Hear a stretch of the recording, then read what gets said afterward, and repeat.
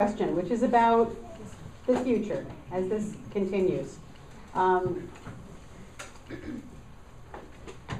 would you deal with an issue, let's say 10 years from now, if there was safer fracking? What would be safer? And what would you consider that? Someone mentioned that people have talked about a conservative approach. So basically, what would make you change your mind about the current situation in terms of the ban, and consider something else? And this one starts with Marianne. Well, we're working on that already. Last month, the town board asked the planning board to review existing research and evaluate criteria or develop criteria by which we might decide where or when any heavy industrial use could be considered in the town of Dryden. 10 years from now, it's amazing the things that we couldn't visualize 10 years ago. So, you know, certainly we're not saying anything's forever. But as long as this is the intensity of industrial use that it is, as long as it generates 100 additional truck trips a day and it brings in hundreds of workers from out of state and occupies all our rental housing, driving up the prices of rental housing, as long as there's a fairly substantial risk of toxic accidents, we're not gonna allow it. Who decides what life is like in the town of Dryden? Us, or 1,000 pages of state regulations, or a handful of multinational corporations? Thanks. Fine.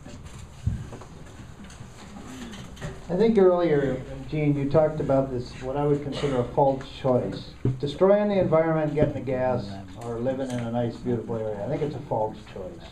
And I think the state correctly put a moratorium into place.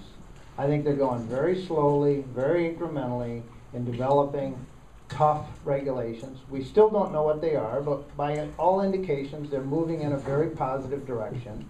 They haven't finalized them. I think we need to see what those are when they come out. We need to see and assure that they have aggressive enforcement followed by and inspection. And if they don't, they shouldn't be doing it. I think it's an open question whether they move forward or not. And I, for one, don't want to prejudge what they're doing. I think we need to see them. I support tough regulations followed by aggressive enforcement and inspection. And I think if we do that, I think we can seek and find that balance that we need to find to move forward into the future. Thank you. Question for me, please. Sure, it's I can do that. Really, the question is, what would in the future make you reconsider the town's current position if there was, about the ban on drilling? To bring you up to light, I am opposed to the hydrofracking, but to answer the question, similar to what has brought us to this position today, residents as well as members of the town board educated themselves on this matter fully, and through various public meetings came to the decision at this point, hydrofracking is not good for the town of Dryden. Now, 10 years from now, who knows what methods they will be used to take the gas out of Mother Earth. But until we know exactly how that is done, the residents or the town board, again, will have that power to change this decision. But not until we know exactly how and what is put into the earth to extract this gas. I think the clarifications to our zoning law should continue. Thank you. Thank you.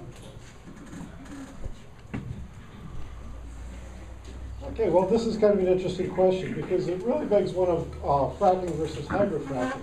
So there are safe methods of doing fracking right now. It's called propane fracking. It's the one that nobody seems to want to talk about. That's where they use liquid propane. They inject it into the ground. As the liquid propane actually expands, it does a fracturing.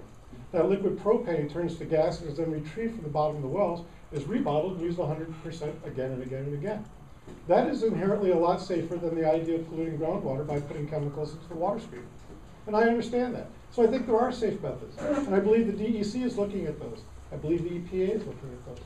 And those are extensively used in the country of Canada right now because of their concerns for their environment. So I think that's part of the issue. The other issue we need to understand is that this state does not have heavy industry. Heavy industry is reserved for states like Delaware where they've actually defined it. It's not defined here in New York. This is a construction project that's not as intense as a lot of other construction projects that occur daily.